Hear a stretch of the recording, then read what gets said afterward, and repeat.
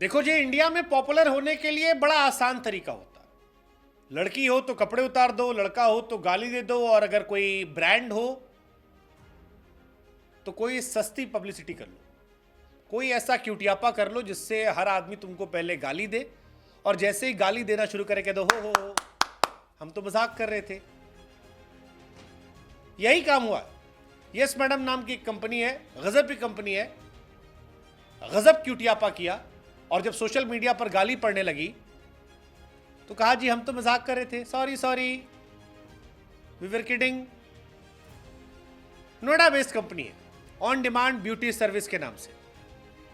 शायद फॉलोअर्स कम हो रहे होंगे या कस्टमर जो है वो उतना अप्रोच नहीं कर रहे होंगे, तो इनको लगा कि कैसे इसको बढ़ाते हैं। तो किसी ने इनसे कहा कि कोई छिछला सा आइडिया निकालो, कोई ऐसा जिसपे पहले तुमको दुनिया गाली दे। अब अगर गिरने कोई इंसान उत्थान मान ले तो क्या कर सकते हैं? सोशल मीडिया के दौर में आसान तरीका होता है, चल जाता है। यही यहां पर भी हुआ।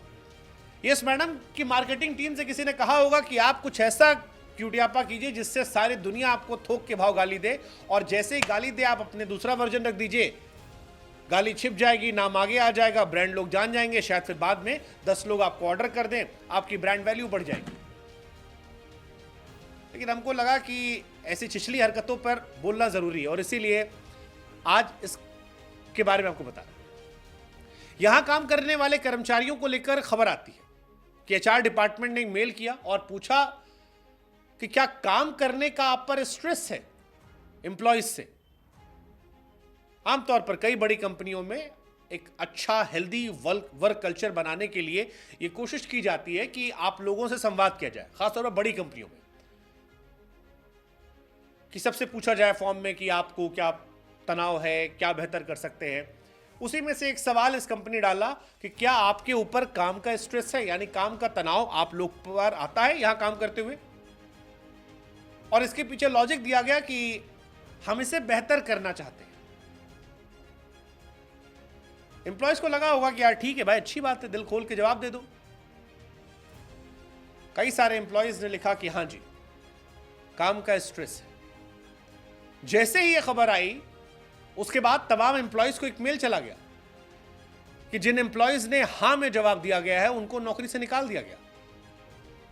पहले लोगों को लगा कि यह मजाक है, फिर यह खबर सच्ची निकली। 24 घंटे तक इसको लेकर सोशल मीडिया पर लोगों ने पानी पी पी के गाली दी। इस कंपनी को अनइंस्टॉल करने, इनकी सर्विस ना यूज करने की बात चलाई, और जैसे ही ये खबरें बढ़ने लगी, इन्होंने कहा मजाक है। हालांकि मजाक तो इस कंपनी ने किया है, शुरू में मजाक ही लग रहा था। लोग लिख रहे थे कि I thought this was a joke. एक कंपनी सर्वे कराकर लोगों को फायर करती है कि निर्लज्जता की हदें पार करने वाला है। 100 कर्मचारियों को निकाला गया था। बहुत बहुत ज्यादा चर्चा में आ गई थी, इसकी खूब आलोचना हुई थी, थू-थू हुई थी। लेकिन थू-थू के बाद इस कंपनी ने कहा कि निकाला नहीं है जनाब, जागरूक कर रहे थे।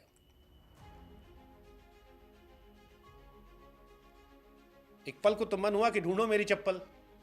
यार 100 एम्प्लॉइज को लेकर आप ऐसा मजाक कर रहे हो, किसके घर में क्या चल रहा है, क्या परेशानी है, क्या बातें हैं, कितनी ईएमआई पे कौन जी रहा है। 100 एम्प्लॉइज को आप मेल कर रहे हो सर्वे के बिहाफ पर।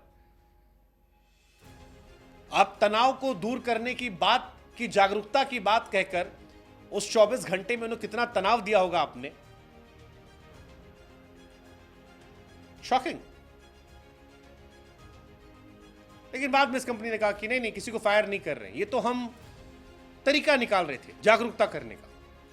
लोगों ने कहा ये क्रिंज पब्लिसिटी का तरीका था, जहां पर कुछ इन्फ्लुएंसर्स को पैसा देते हो आप, फिर ये सब करवाते हो, लाइमलाइट में आते हो। सस्ती लोकप्रियता का एक छिछला तरीका। कंपनी भले ही कह रही है कि हमने निकाला नहीं है,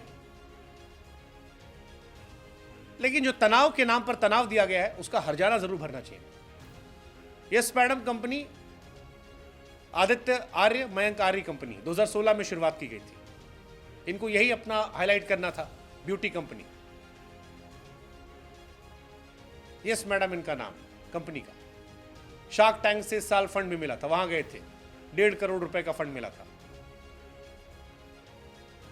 400 से अधिक एम्प्लॉयज हैं, हैदराबाद, बेंगलुरु, मुंबई, पुणे।